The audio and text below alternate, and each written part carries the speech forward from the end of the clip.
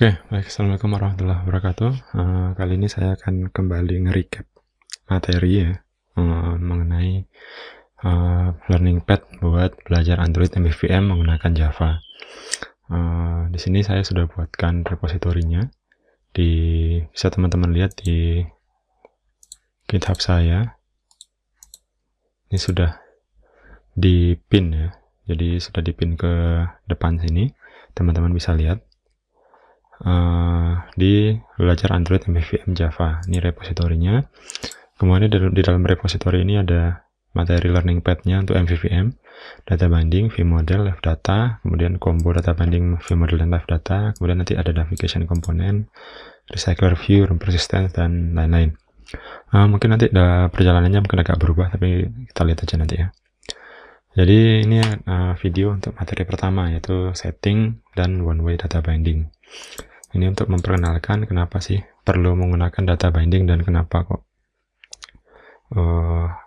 data binding itu lebih bagus daripada yang biasanya. Oke, slide dulu. Ini saya presentkan teorinya sebentar. Nih, langkah pertama nih. Jadi kalau mau buat data binding ya, pertama new project. Kemudian yang kedua enable data bindingnya di Gradle, kemudian update layout XML-nya, kemudian reference di binding activity, reference ke bindingnya di activity, kemudian set UI di layout pakai data binding. Sebenarnya cuma itu aja langkahnya, sederhana sekali. Dan kenapa kita perlukan data binding? Karena setiap kali kita ini contoh ya, data binding level 1, itu kita bisa nge-remove call ke sini nih, find view by ID ini kita bisa hilangkan, dan codingan-codingan yang nggak perlu ini sebenarnya dengan menggunakan data binding ini bisa hilang. Kenapa demikian? Kenapa kok lebih bagus? Karena ini setiap kali kita melakukan call ke find view by ID itu Androidnya melakukan sebuah proses ya buat nge-search data di tree-nya itu. Nah, setiap kali kita nge-search itu ada cost komputasi yang dilakukan. Jadi makanya kenapa kok kita lakukan data binding. Codingan untuk repo codingannya buat yang ini ada di mana ya? Saya stop dulu. Reponya ada di sini. Nah, ini cara makainya ya, guys. Ini di repo sini saya sudah buatkan codingannya. Kemudian ada history codingannya di sini. Nah, di bagian branch ini nanti teman-teman tinggal clone, kemudian pelajari branch per branch. Apa yang sudah berubah yang saya lakukan. Kebanyakan akan saya jelasin di video, tapi mungkin ada yang kelupaan, teman-teman bisa lihat sendiri. Jadi ada old way, data binding object image, objek biasa, kemudian ada object image. Jadi ini harusnya saya kasih angka ya, biar bagus ya. Tapi ini nanti aja kita edit. Jadi ini dulu old way object, kemudian binding object, kemudian binding object image. Sekarang ayo kita lihat codingannya. Nih. Langkah pertama pembuatan data binding. Oke, kita lihat dulu ya. Ini style bikin aplikasi gaya lama. Ada modelnya. Modelnya isinya cuma pojok gini ya. Oke, kita buat dari awal aja ya. Sorry.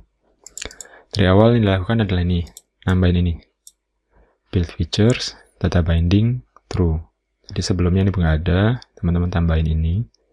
Terus kayak biasa, bikin layout. Ini, saya punya layout. Nah ini ya, ada image view, kasih ID, kemudian ada text view, kasih ID juga, jangan lupa, ini wajib. Kemudian text view lagi, kasih ID. Nah, ini cuma gambar, foto, nama, dan name. Kemudian, kalau sudah, kita lanjutkan dengan modding di main activity. Nah, main activity dengan cara yang seperti ini, itu ikut cara lama. Private ininya dibuat dulu, variabel-variabelnya ini. Kemudian saya referensikan ke objek mahasiswanya, ke kelas mahasiswa. Kemudian reference tag view, kemudian quad function buat ngeset datanya. Ini standar banget ya. Kemudian ini saya buat mahasiswa sama dengan new mahasiswa, jadi instantiate objeknya. Kemudian find view by ID, kemudian set text-nya. Nah, ini jalan apa enggak ya? Jalan aja. Sebentar ya. Run.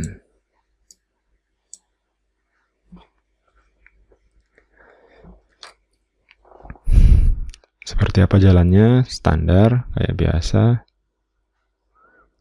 Cuma mengeluarkan nama dan NIM sesuai dengan apa yang kita tuliskan di sini. Nah, ini ya. Bentar.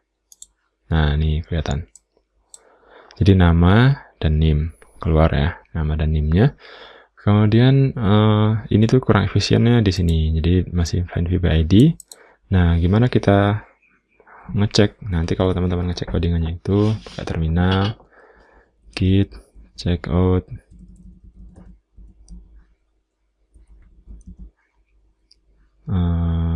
apa ya pilihannya?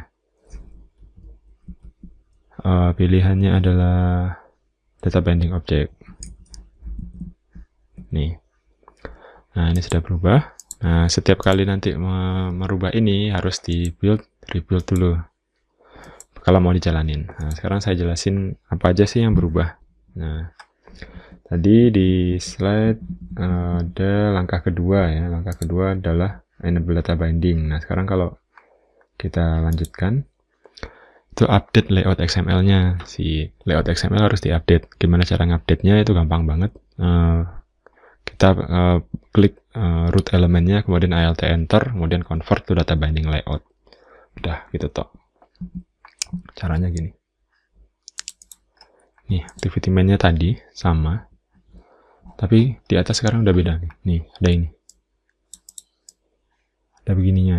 Nah, ini sebenarnya untuk membuat begini itu gampang sebenarnya. Nanti kalau di kalau tadi di awal kan root elemennya gini ya. Ini tinggal di alt enter, nanti ada pilihan di sini untuk convert to data binding layout. Nah, kalau sudah convert to data binding layout, ditambahinlah ini tag data ini, data variabel, kasih nama mahasiswa. Nah, ini namanya bebas ya. Tapi tipenya harus ada. Nih, tipenya ini merujuk ke modelnya ID, putra prima, Android data binding, models, dan mahasiswa. Jadi kita merujuk ke model yang kita buat tadi sini. Jadi nama variabelnya apa, tipe datanya apa. Sebenarnya itu aja. Setelah itu, nah ini yang asik. Kita bisa langsung nambahin sign, add, dan kurung awal. Ini untuk nembak ke txt nama. Jadi dengan data binding ini si Androidnya sudah tahu, oh si txt nama itu ada di sini, ada yang di tagnya ini gitu. Jadi langsung berubah, langsung nggak usah searching lagi tree-nya, langsung aja ngambil ke sini. Jadi dia lebih cepat. Kemudian ada txt name juga gitu, add mahasiswa.name. Kok bisa keluar mahasiswa.name? Karena di sini tadi sudah dicetak, sudah dibuat mahasiswa. Nah, di sini saya punya kelas mahasiswa, kelas Pojo biasa. Nama, NIM, mahasiswa, getter dan setter. Nah, kemudian di sini balik lagi nih. Nah, di sini di reference binding di activity. Cara reference-nya gimana? Ini bagian sini. Activity main binding data binding util dot set content view this. Nah, jadi sebenarnya cuma set content view-nya dihapus, diganti pakai ini. Yang kita lakukan tadi nge-rebuild project itu ini, biar keluar activity main binding-nya ini karena dia generated class. Kemudian apa lagi? Ini set variabel mahasiswanya udah, habis gitu binding.set mahasiswa. Jadi si variabel tadi kita sudah punya binding ini kita set nih, binding punya variabel ya mahasiswa. Nah, tadi sini kita set lah binding.set mahasiswa. Udah sederhana kayak gitu. Ini kalau dijalanin sama aja. Jalanin lagi. Kita tunggu running. Nah, ini sama. Nggak jauh beda. Hasilnya sama. Oke. Tapi bedanya apa? Bedanya sekarang code-nya tuh jauh lebih clean ya. Di sini coba lihat codingannya. awalnya kayak begini, kemudian dengan data binding kita sudah bisa berubah codingannya jadi cuma kayak gini, dan itu jauh lebih cepat. Ya nggak kerasa sih kalau cuma 2 ya, tapi kalau nanti ID-nya kamu cari itu ada 10 atau 20 ID, nah itu mulai kerasa nanti. Oke, ini aja kayaknya data binding level 1. Nanti kita lanjut. Oh jangan, ada lagi, sorry. Buka lagi terminal. Nah, ada yang nanya juga kemarin gimana caranya nge-binding image. Nge-binding image gampang. Git check out binding image. Nah, oke. Ini sama. Nah, sekarang bedanya apa tadi ya? Itu cuma ini toh. Nih. Kita punya mahasiswa, variabelnya masih sama. Kemudian di sini add mahasiswa image. Nah, bedanya apa? Di sini nih. Image. Nah, di sini saya setting variabelnya itu integer karena si image kita mau pakai resource ID kan. Kalau resource ID image, maka diambil adalah integer tipe datanya. Terus kita buatkan getter setternya, nih, udah. Di activity main-nya tambahin app image resource. Nah, ini tagnya baru nih, app image resource. Tapi Android Studio-nya sama Gradle-nya harus yang paling baru kalau nggak salah nih. Android Studio-nya apa Gradle? Gradle apa? Pokoknya kamu update aja lah Android Studio-nya, nanti dia bakal ikutan update, terus ini bisa dipakai. Jadi nggak bisa pakai Android Studio yang lama. Kalau ini dijalanin, nah, sekarang saya sudah punya main activity-nya, nih saya set R drawable profile. Profile saya masukkan ke drawable, nih foto saya. Nah, ini dimasukkan sini. Kemudian nanti kalau kita jalanin,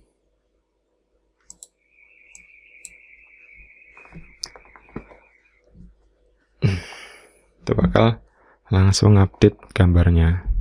Jadi nggak perlu lagi nge-find v by ID lagi, dan juga nggak perlu lagi setting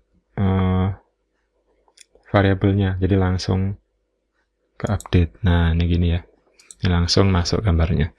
Jadi data binding ini banyak manfaatnya. Pertama clean-nya codingan, terus nanti kalau kita mau pakai buat gambar juga bisa, nanti macam-macam. Jadi ada lagi nanti two way, ada one way. Nah, yang kita lakukan ini sih sebenarnya one way data binding. Nanti kalau mau lagi belajar ada di next module, teman-teman lihat di two way data binding. Nah, ini saya buat explanation video ya, nanti ada juga walkthrough video yang kamu bakal lihat live saya ngodingnya kayak gimana. Cuma ini dulu ya tempat. Jadi di sini ada two way data binding, nanti kita buat lagi. Oke, terima kasih. Gampang ya. Gampang banget. Cuma nanti bakal ada beberapa hal yang sedikit perlu dipikirkan, mana yang lebih bagus. Oke, terima kasih. Assalamualaikum warahmatullahi wabarakatuh. Jangan lupa tetap belajar. Ngoding itu mudah, yang penting kamu tahu caranya.